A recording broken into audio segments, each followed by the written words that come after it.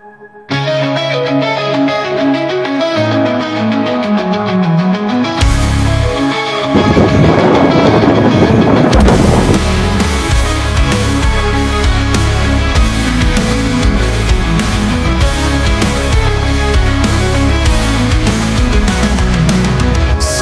bintari tenggelam di ufuk senja, bayang-bayang dosa berdiri di hadapan. Aku memandang diriku dalam cermin waktu, mencari jejak-jejak kebaikan yang telah berlalu. Bismillahirrahmanirrahim. La haula wa la quwwata illa billah. Asyhadu an la ilaha illallah wa asyhadu anna Muhammadar Rasulullah. Allahumma salli ala sayyidina Muhammadin wa ala ali sayyidina Muhammad. Kama sallaita ala sayyidina Ibrahim wa ala ali sayyidina Ibrahim fil alamin innaka Hamidum Majid. Teman-teman, malam ini kita akan melanjutkan pembacaan kitab Iqadhul Himam atau syarah dari kitab Hikam. Mudah-mudahan apa yang kita mulai ini diridhoi oleh Allah Subhanahu wa Ta'ala. Dan yang terpenting, ini bukan bermaksud untuk menggurui, tapi sama-sama belajar. Karena lebih berat jadi guru daripada jadi murid. Kalau boleh memilih, saya mending jadi murid lah kalau gitu. Jadi kita sama-sama murid ya, nggak ada guru tapi sama-sama murid, artinya sama-sama belajar. Ada beberapa hal mungkin yang ingin saya sampaikan di sini. Yang pertama, saya berterima kasih kepada Kang Mufik dan teman-teman semua yang sudah menyediakan tempat untuk kita saling kumpul, terutama tadi pembacaan Wamimah. Mudah-mudahan Buya Syakur melihat semua usaha kita ini. Ada sedikit yang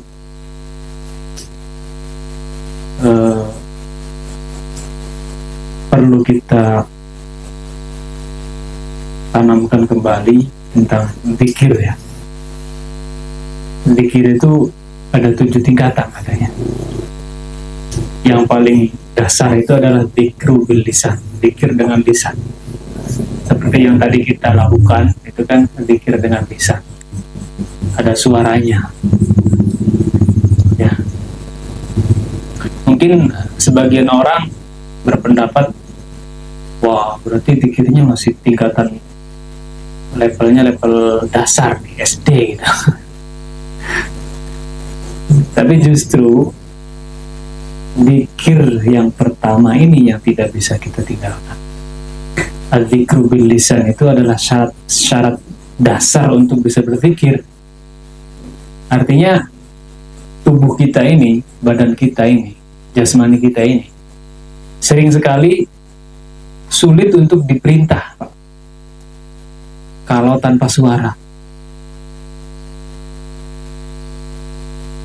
Kita merintah anak aja kalau nggak pakai suara nggak ngerti ya. Udah dibilangin pakai suara, kadang-kadang juga belum ngerti ya.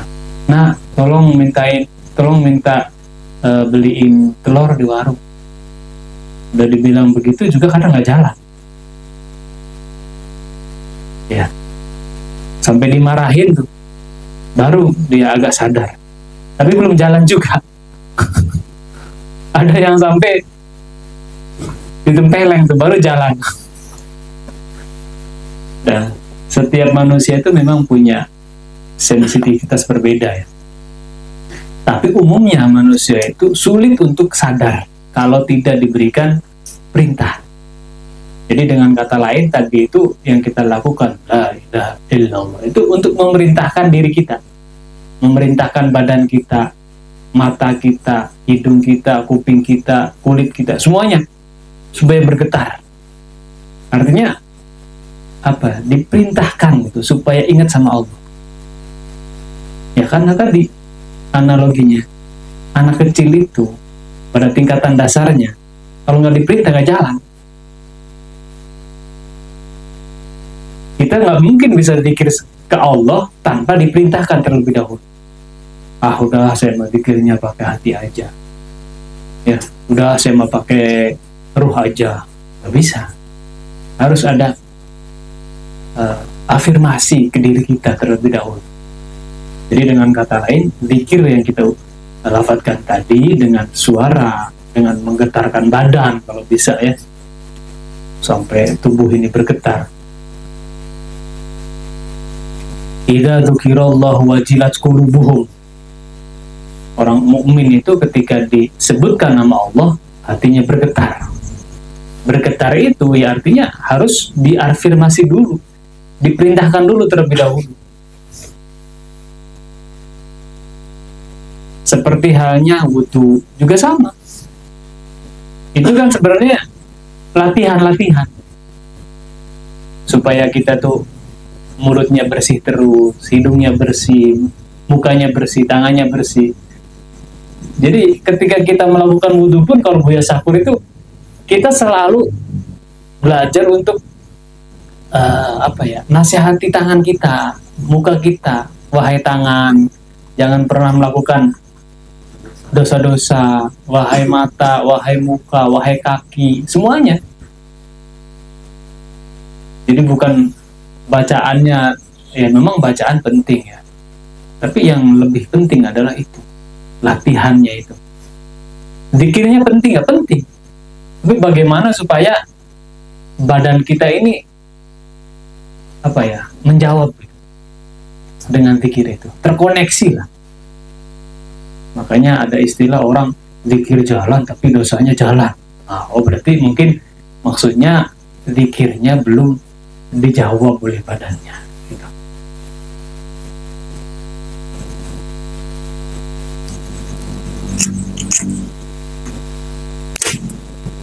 Karena ini lagi ngebahas zikir, sekalian aja ya. Yang kedua yaitu az-zikru bin nafas, zikir dengan nafas. Ini kan lagi marak ya, zikir nafas katanya. Zikir nafas itu zikir yang level kedua.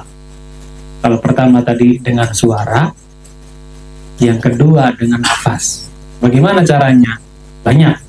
Ada yang bilang ketika tarik, kemudian keluarkan Allah, Allah, Allah. Atau dibalik boleh, tariknya Allah, keluarkan bebas.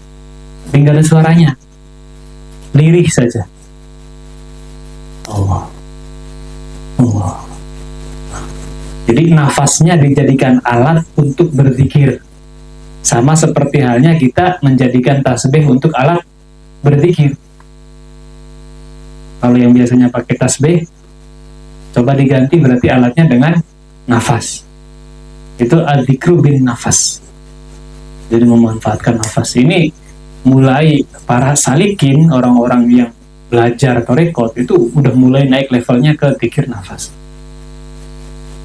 Jadi dzikir bil lisan itu adalah dasar pokok, tetapi kita tidak boleh merasa cukup di situ. Harus kita naikkan levelnya ke level yang kedua. Kalau sekolah tuh harus naik ke SMP gitu. Mungkin ada beberapa orang yang salah tanggap, disangkanya udah la ilaha illallah terus tiap hari kadang ya. Udah disangkanya udah beres gitu. Belum. Ada level yang lebih tinggi dari itu. Yaitu dengan nafas ini. Artinya ketika kita zikir dengan nafas, itu waktunya lebih fleksibel daripada ketika dengan suara.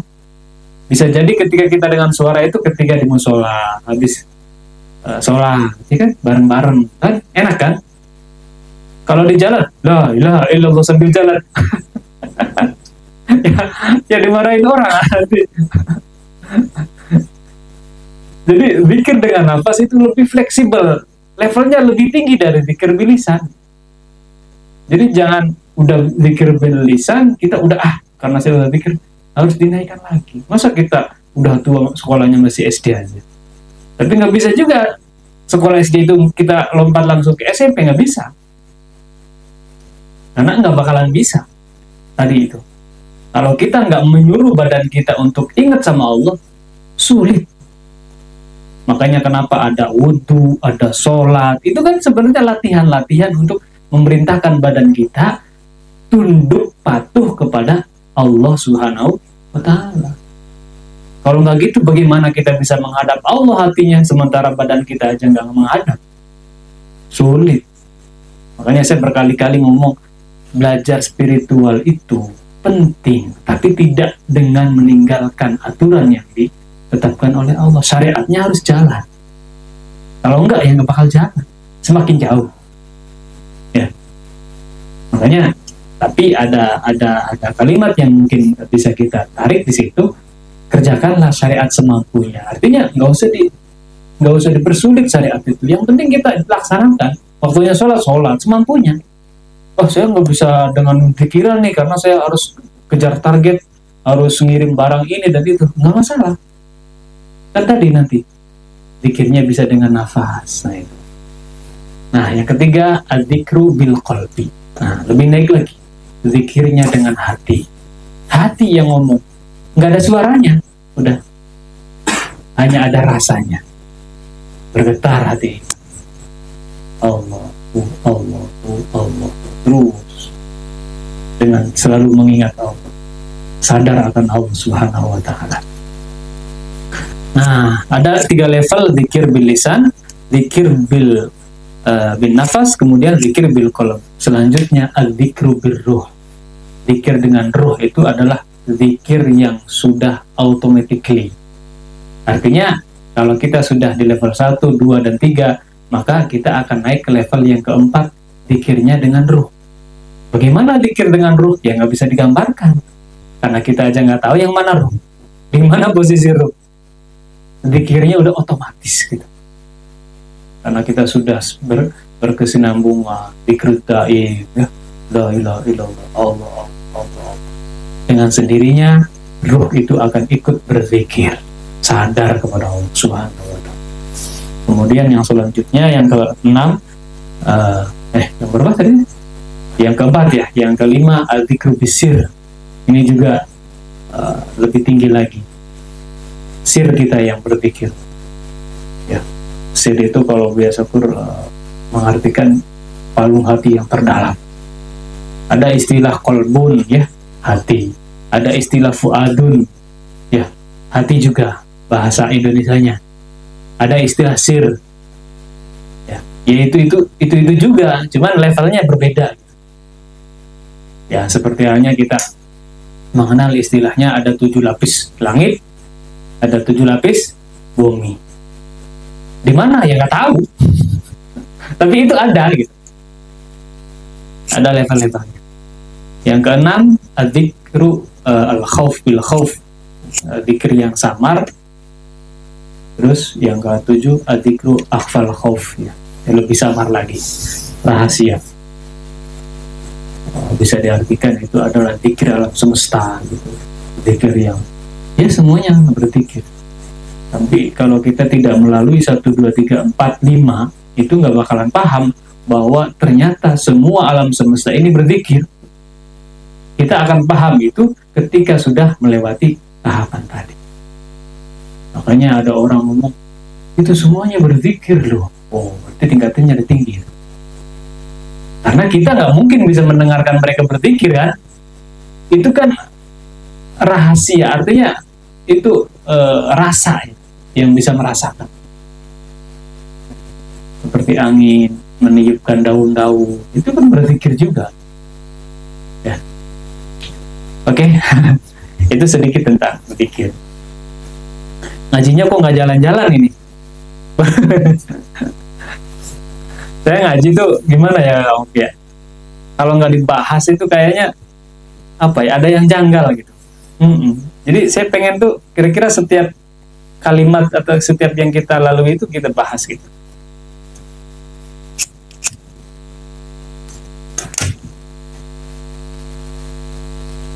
Kemarin itu kita ngajinya di Garut dan kita sudah membahas tentang wa islahul jawarih bisalah tati umur.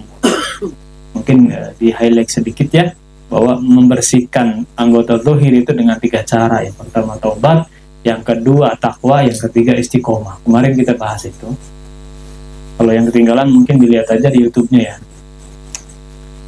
Wa islahul qulub. Nah, sekarang membersihkan hati bisalah tati umur dengan 3 hal juga.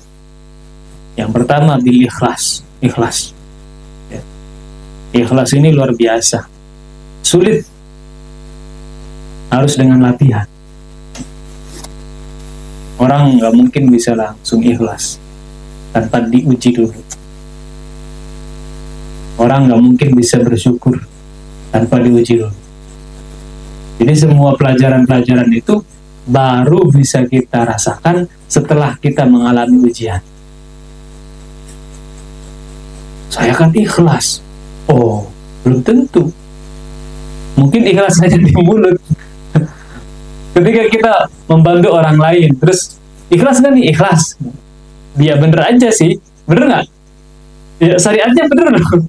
Tapi nanti diuji dulu tuh. Ketika yang kita bantu ternyata menjahati kita. Nah, di situ baru ikhlasnya muncul nggak di situ. Ternyata yang kita bantu malah menjahati kita. Wah, itu nilainya ikhlas di situ.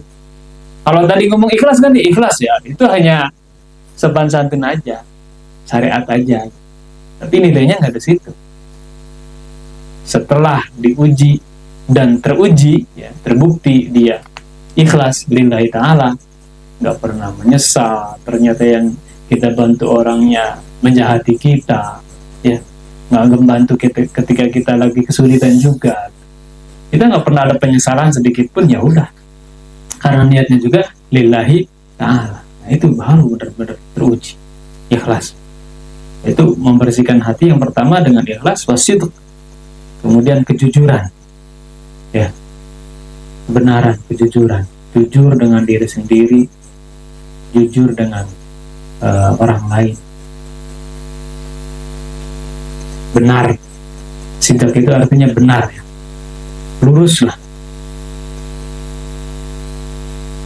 Abu Bakar Siddiq itu orang yang selalu mengiyakan apapun yang diucapkan oleh Kanjeng Nabi Muhammad SAW tanpa ada penyangkalan sedikit pun. Kata Kanjeng Nabi begini, ya benar. Kanjeng Nabi Isra Mi'raj, ya benar. Meskipun waktu itu banyak orang yang mempertentangkan, nggak mungkin. Ya. Jadi siddiq itu artinya ya mengiyakan selalu apa yang diberikan oleh Allah. Selalu menyatakan benar. Wa tuma'ninah, yang ketiga yaitu dengan tuma'ninah. Tenang, tuma'ninah. Wa islahu sarair, kemudian membersihkan sir itu bisalah sati umur dengan 3 hal juga. Yang pertama bil muraqabah, ya, mendekatkan diri kepada Allah. Ya, maqamul muraqabah. Maqam yang paling dekat dengan Tuhan. Ada istilah ahli ibadah itu dia akan terbang ke surga, sementara ya orang yang sudah kenal Allah dia akan terbang ke maqam muraqabah. Jadi beda jalur.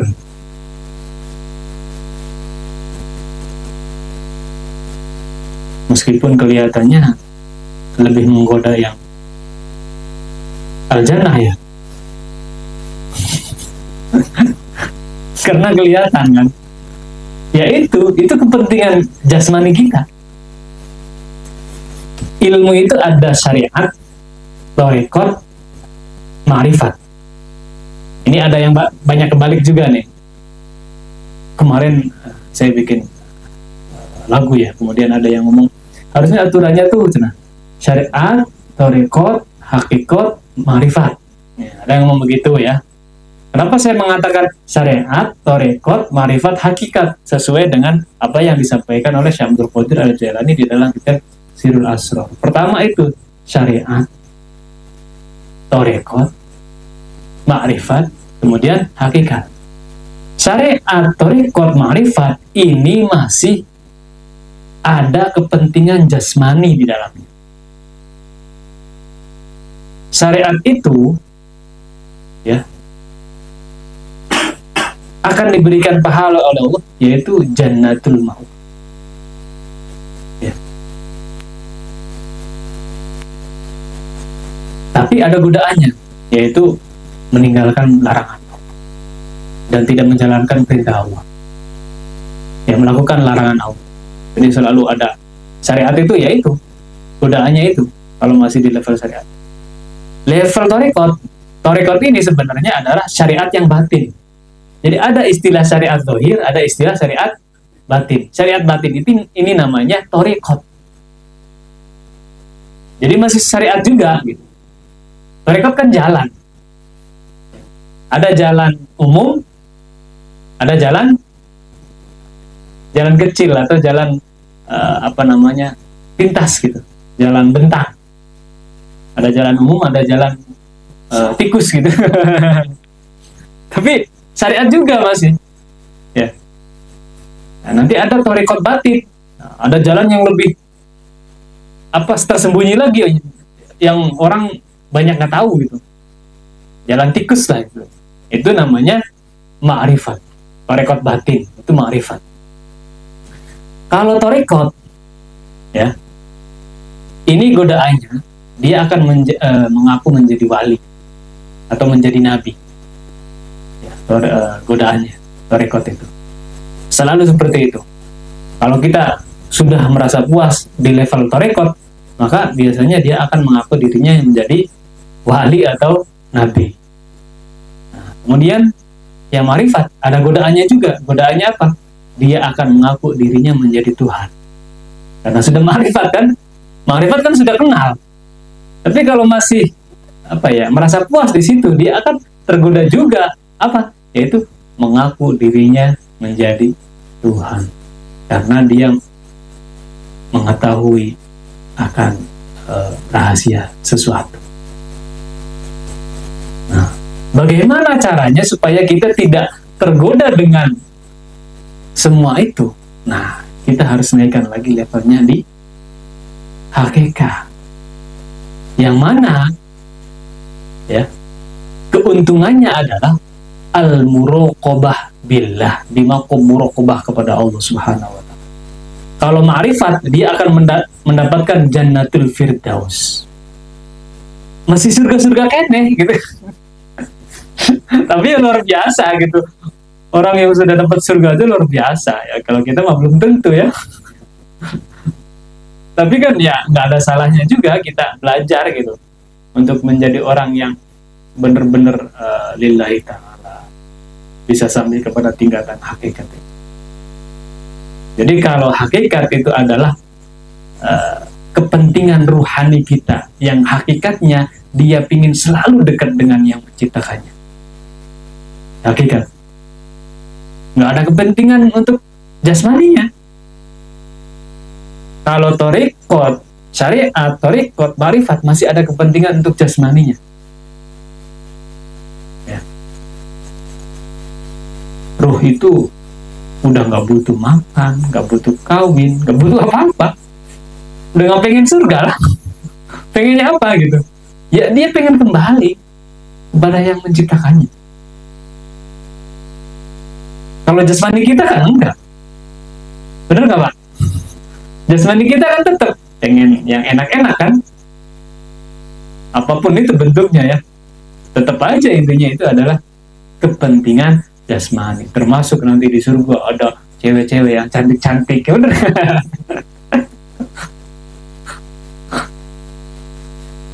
Ya, dengan kata lain gitu, seperti itu. Tapi ya sudah bagus itu kalau kita mudah-mudahan semuanya dapatkan surga Allah, dan mudah-mudahan juga kita menjadi maqam muqarrabah dengan Allah Subhanahu wa taala.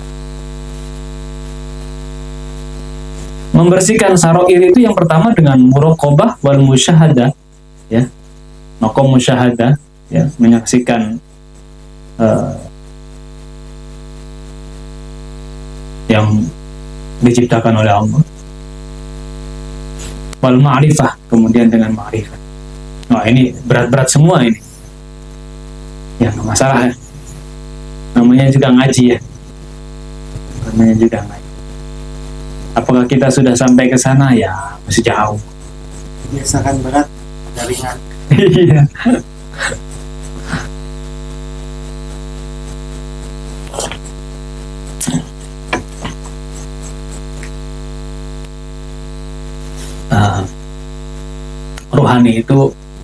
Rohani kita itu tidak butuh apa-apa, Pak. Tidak butuh apa-apa, dan dia akan ada, dia akan abadi bersama yang menciptakannya. Di jasmani kita tidak ada yang abadi, dia pasti fana. Makanya kepentingannya berbeda. Makanya ada di sebuah keterangan, kenikmatan terbesar ya, makhluk nanti di surga katanya. Kenikmatan yang paling tinggi manusia ketika nanti di surga yaitu melihat Tuhannya. Siapa yang melihat? Ya tentu rohaninya. Kalau jasmani kita mungkin ya tidak akan sanggup, karena masih terbelenggu dengan berbagai macam kepentingan. Kanjeng Nabi Muhammad SAW ketika Isra Mi'raj, beliau bisa langsung berada di makom muqarabah dengan Allah, ya, di Sidratul Muntaha. Malaikat Jibril nggak sanggup, karena dia masih ada materi. Ya, yang bisa itu hanya ruhnya Kanjeng Nabi Muhammad SAW. Itu artinya menggambarkan kepada manusia, hakikatnya manusia itu bisa seperti Kanjeng Nabi kalau kita mampu. Makanya malaikat itu kedudukannya sebenarnya di bawah manusia. Kalau manusia itu menjadi manusia yang seutuhnya, manusia yang sempurna, manusia yang sejati, atau al-insanul kamil. Tapi manusia juga bisa lebih hina dari binatang ketika manusia itu tidak bisa mengendalikan nafsunya. Jadi potensinya ada dua manusia, bisa menjadi paling mulia, bisa juga menjadi paling hina.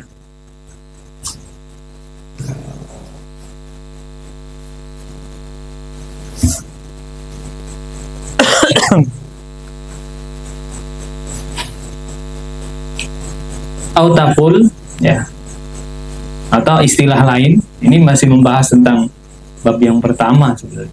Masih membahas tentang tadi syariat, tarekat, marifat.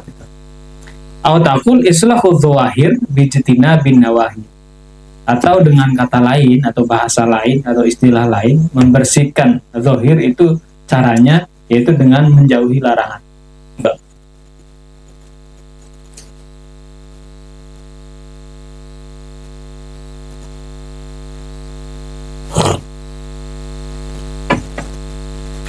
Yang paling sulit itu adalah menata hati, Pak. Membersihkan hati supaya tidak durhaka kepada Allah, tidak berdosa di hadapan Allah. Sulit. Ya, itulah bagaimana kita belajar untuk bersopan santun di hadapan Allah. Termasuk diantaranya itu tadi sifat sidik itu, jujur kepada Allah Subhanahu wa Ta'ala. Kita tuh akan jujur kalau kita sadar, oh ternyata salah ya.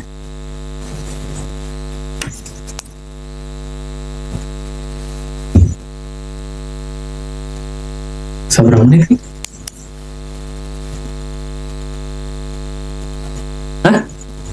Waalaikumsalam. Hah? Oh, Bima bikin iya. Soalnya salah Pak. Salah Pak. Ngajam ya. Ngopi dulu atuh biar nggak ngantuk kan.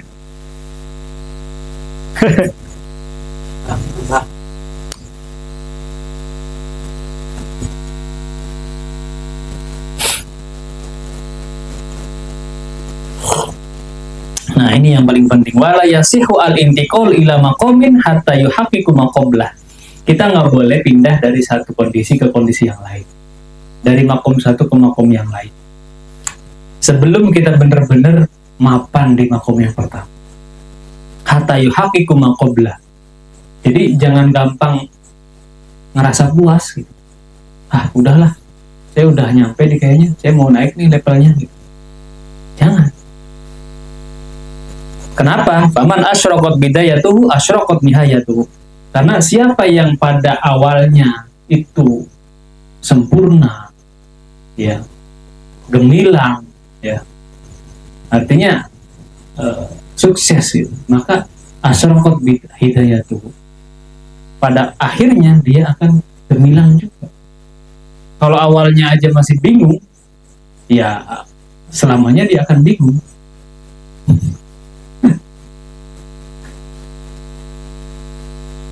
Jadi awal itu menentukan akhir. Awal itu menentukan akhir. Innamal a'malu binniyat. Tergantung niatnya.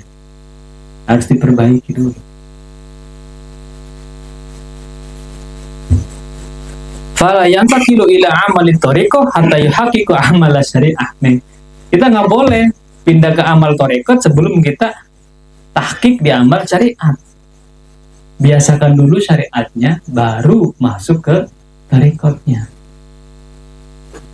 Ya, biasakan dulu. Artinya biasakan itu ya nggak apa ya, semuanya dilakukan gitu. Contohnya sunah-sunahnya harus semuanya dilakukan, enggak. Dibiasakan aja. Kayak sholat 5 waktu nggak boleh tinggal. Apa-apa yang wajib itu dilakukan. Ini hanya yang pokok-pokoknya saja, Pak. Dan kita kadang berbelenggu sendiri dengan hal-hal yang seremonial sebenarnya. Yang itu sebenarnya adalah sunnatullah atau sunnah, gitu. Bukan sunnatullah. Itu hanya sekedar sunnah, keutamaan. Benar nggak? Tapi kita meninggalkan yang lain. Sholat, ba'diyah, qobliyah, ba'diyah, semuanya. Sholat, sunnah-sunnah dilakukan. Tapi kita melupakan thariqahnya. Bagus nggak ya? Bagus aja. Tapi harus dibarengi dengan thariqahnya juga. Jadi intinya adalah tadi, jangan sampai kita mau masuk ke thariqah tapi syariatnya ditinggalin. Watardo jawarikuhu ma'aha. Nah, ini. Bagaimana cirinya bahwa kita terbiasa melakukan syariat, yaitu jawarih kita sudah ridho, menerima. Nggak ada apa ya, ya memang ada, manusia pasti merasa berat ya, tapi terbiasa gitu, ridho, menerima gitu. Ya waktunya sholat udah sholat gitu, nggak perlu banyak alasan lah gitu. Bi ayyu haqiqat taubah bisyurutiha. Contohnya lagi yaitu melakukan taubat dengan syarat-syaratnya. Wa yuhaqiqat taqwa bi arkaniha, melakukan takwa dengan rukun-rukunnya. Wa yuhaqiqal istiqomah bi aqsamiha, melakukan istiqomah dengan bagian-bagiannya. Wa hiya mutaba'atur Rasulullah sallallahu alaihi wasallam, yaitu istiqomah dengan bagian-bagiannya, yaitu mengikuti kanjeng Nabi Muhammad sallallahu alaihi wasallam fi aqwalihi, dalam ucapannya, wa af'alihi, dalam perbuatannya, wa ahwalihi, dan dalam tingkah lakunya. Fa idza tazakkar dzahir, ketika zahirnya sudah bersih, wa tanawwara bi syariat, dan sudah disinari dengan syariat, intaqala min amali syariat adh-dhahira ila amali thariqah al-batinah. Maka dia diperkenankan untuk pindah dari syariat yang zahir menuju ke thariqat yang batin. Wa hiya at-tasfiyah min awsafil basyariyah. Thariqat batin itu artinya membersihkan dari kebiasaan-kebiasaan kemanusiaannya, sifat-sifat kemanusiaannya. Ala ma ya'ti, seperti yang akan kita bahas. Fa idza tatahhara min awsafil basyariyah tahalla bi awsafir ruhaniyah. Nah, ketika manusia itu sudah bersih dari sifat-sifat kemanusiaannya, maka dia akan memakai sifat-sifat ruhaniyah. Wahiyya al-adabu ma'allah fi tajalliyatihi. Apa sifat ruhaniyah itu?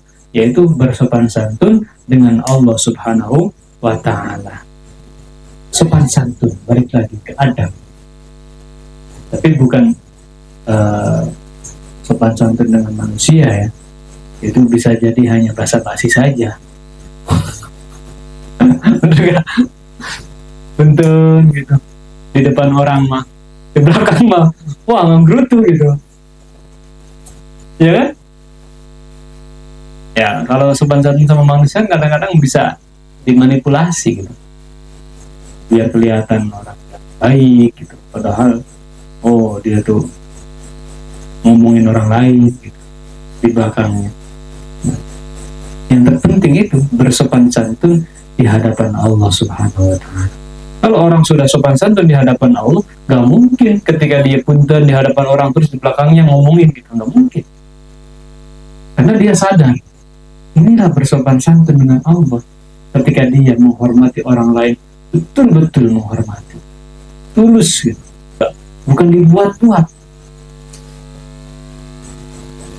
Fi tajalliyatihi, yaitu dalam keagungan-agungan Allah, allati hiya madzahiru fahina idin tartahu. Yang paling sulit itu adalah menata hati, Pak.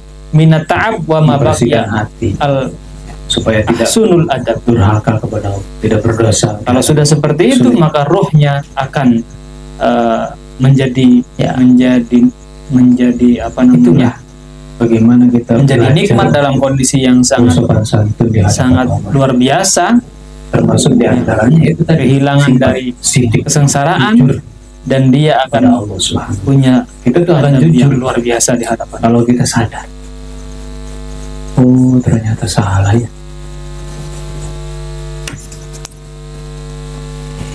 Udah, kayaknya jangan terlalu banyak lah. Seberapa menit nih? Kalau Buya kan biasanya ngajinya pakai kitab, yang ngajinya, jadi kan enak gitu, sambil baca. Kalau nggak sambil baca kan kadang-kadang lihat kan nggak tahu kan. Mau bikin ini, mudah-mudahan ya Pak ya bisa dipahami ya. Iya, sedikit-sedikit aja. Ngopi dulu atuh biar nggak ngantuk kan. Keluar lagi Pak ya.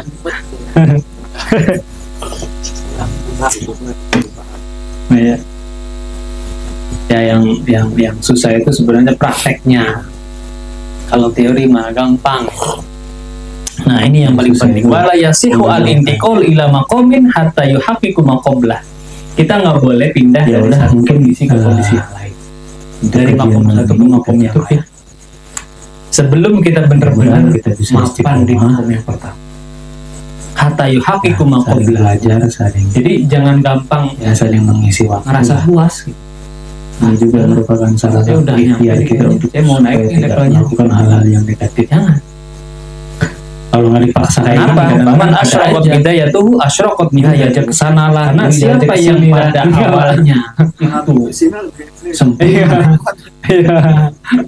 gemilang, iya. Jadi kadang-kadangnya harus dipaksakan. Sukses itu. Maka akhirnya kalah asyraqat bidayah walahumikum, pada akhirnya dia akan gemilang juga. Kalau awalnya aja masih bingung, ya selamanya dia akan bingung.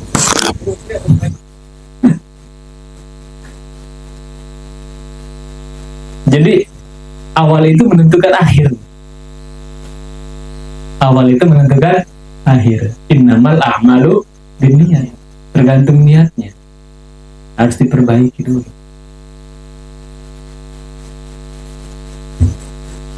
Fala yantaqilu ila amali thariqah hatta yuhaqqiqu amal syariah. Kita nggak boleh pindah ke amal thariqah sebelum kita tahqiq di amal syariat.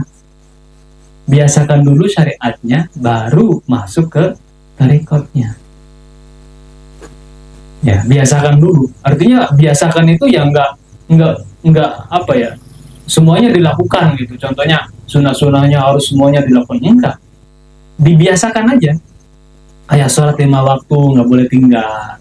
Apa-apa yang wajib itu dilakukan. Ini hanya yang pokok-pokoknya saja, Pak. Kan kita kadang berbelenggu sendiri dengan hal-hal yang seremonial sebenarnya. Yang itu sebenarnya adalah sunnatullah atau sunnah, gitu. Bukan sunnatullah. Itu hanya sekedar sunnah, keutamaan. Benar nggak? Tapi kita meninggalkan yang lain. Sholat ba'diyah, qobliyah, ba'diyah, semuanya. Sholat sunnah-sunnah dilakukan. Tapi kita melupakan tarikatnya. Bagus nggak? Ya bagus-bagus saja. Tapi harus dibarengi dengan tarikatnya juga. Jadi intinya adalah tadi, jangan sampai kita mau masuk ke tarekat tapi syariatnya ditinggalin. Watardo jawarihuhu ma'aha. Nah, ini. Bagaimana cirinya bahwa kita terbiasa melakukan syariat, yaitu jawarih kita sudah ridho, menerima. Nggak ada ya memang ada, manusia pasti merasa berat ya, tapi terbiasa gitu, ridho, menerima gitu. Ya waktunya sholat udah sholat gitu, nggak perlu banyak alasan lah gitu. Bi ayyu haqiqat taubah bisyurutiha, contohnya lagi yaitu melakukan taubat dengan syarat-syaratnya. Wa yuhaqiqat taqwa bi arkaniha, melakukan takwa dengan rukun-rukunnya. Wa yuhaqiqal istiqomah bi aqsamiha, melakukan istiqomah dengan bagian-bagiannya. Wa hiya mutaba'atur Rasulullah sallallahu alaihi wasallam, yaitu istiqomah dengan bagian-bagiannya, yaitu mengikuti kanjeng Nabi Muhammad sallallahu alaihi wasallam fi aqwalihi, dalam ucapannya, wa af'alihi, dalam perbuatannya, wa ahwalihi, dan dalam tingkah lakunya. Fa'idha tazakar zohir, ketika zohirnya sudah bersih, watanawwaro bisyariat, dan sudah disinari dengan syariat, intaqala min amali syariat al-zohiro ila amali tariqah al-batinah, maka dia diperkenankan untuk pindah dari syariat yang zohir menuju ke tariqat yang batin. Wahiyya atasfiyah min awsofil basyariyah. Tariqat batin itu artinya membersihkan dari kebiasaan-kebiasaan kemanusiaannya, sifat-sifat kemanusiaannya. Ala ma ya'ti, seperti yang akan kita bahas. Fa idza tatahhara min awsofil basyariyah tahalla bi awsofir ruhaniyah. Nah, ketika manusia itu sudah bersih dari sifat-sifat kemanusiaannya, maka dia akan memakai sifat-sifat ruhaniyah. Wahiyya al-adabu ma'allah fi tajalliyatihi. Apa sifat ruhaniyah itu? Yaitu bersopan santun dengan Allah subhanahu wa ta'ala. Sopan santun, balik lagi ke adab. Tapi bukan sopan santun dengan manusia ya. Itu bisa jadi hanya basa-basi saja. Betul gitu. Di depan orang mah, di belakang mah, wah nggerutu gitu. Ya kan? Ya, kalau sopan santun sama manusia kadang-kadang bisa dimanipulasi gitu. Biar kelihatan orang yang baik gitu. Padahal, oh dia tuh ngomongin orang lain gitu, di belakangnya. Yang terpenting itu bersopan santun di hadapan Allah subhanahu wa ta'ala. Kalau orang sudah sopan santun di hadapan Allah, gak mungkin ketika dia punten di hadapan orang terus di belakangnya ngomongin gitu, gak mungkin. Karena dia sadar, inilah bersopan santun dengan Allah. Ketika dia menghormati orang lain, betul-betul menghormati, tulus gitu, bukan dibuat-buat. Fi tajalliyatihi, yaitu dalam keagungan Allah, allati hiya madzahiru fahina idin tartahu al-jawarih minat ta'ab wa ma baqiya al-ahsunul adab. Kalau sudah seperti itu, maka rohnya akan menjadi menjadi nikmat dalam kondisi yang sangat luar biasa, ya, kehilangan dari kesengsaraan, dan dia akan punya adab yang luar biasa di hadapan Allah.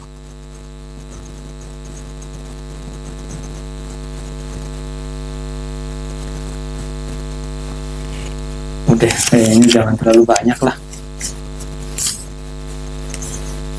Kalau Buya kan biasanya ngajinya pakai kitab yang ngajinya, jadi kan enak gitu, sambil baca. Kalau nggak sambil baca kan kadang-kadang liar kan, nggak tahu kan. Tapi mudah-mudahan ya Pak ya bisa dipahami ya. Iya, sedikit-sedikit aja. Biar masuk, kalau kebanyakan Keluar lagi Pak ya.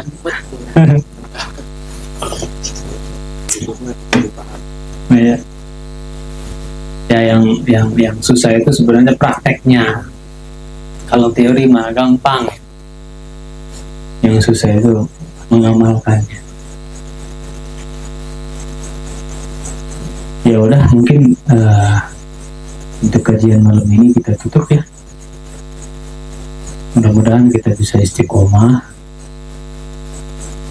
ya, saling belajar, saling mengisi waktu lah. Ini juga merupakan salah satu ikhtiar kita untuk supaya tidak melakukan hal-hal yang negatif. Kalau nggak dipaksa kayak gini, kadang-kadang ada aja. Yuk diajak ke sana lah, yuk diajak ke sini lah, enggak Pak? malam minggu sih lebih Iya, iya, hiburan malam. iya. Jadi kadang-kadang harus dipaksakan gitu. Akhirul kalam, bila taufiq wal hidayah, wassalamualaikum warahmatullahi wabarakatuh.